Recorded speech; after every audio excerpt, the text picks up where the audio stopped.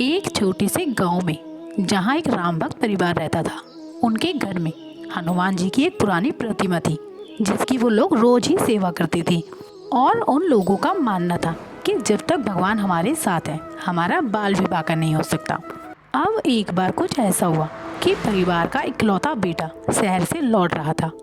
तभी अचानक से उसकी बस का भयानक एक्सीडेंट हो गया।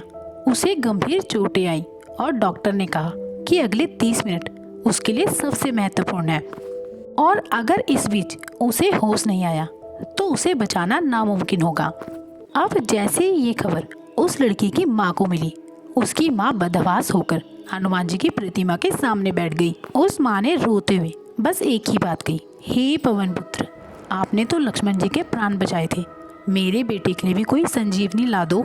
अब माँ ने संकल्प लिया कि जब तक बेटा आंखें नहीं खोलेगा वो हनुमान चालीसा का पाठ बंद नहीं करेगी।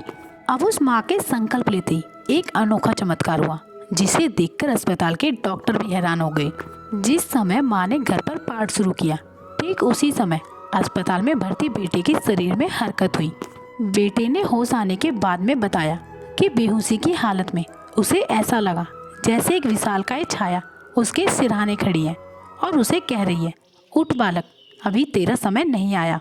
वहाँ खड़े सारे डॉक्टरों ने इसे एक मेडिकल मिरेकल माना, क्योंकि चोट इतनी गहरी थी कि विज्ञान के हिसाब से बचना मुश्किल था।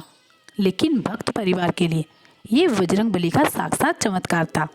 ठीक 21वें मिनट में बेटे को पूरी तरह होश आ गया और वहाँ खड़े सभी लोगों को विश्वास हो गया कि भगवान अपने भक्तों की सुनते हैं। चमत्कार केवल उन्हें ही दिखता है जिनके पास तर्क से ज़्यादा तर्कहीन विश्वास होता है।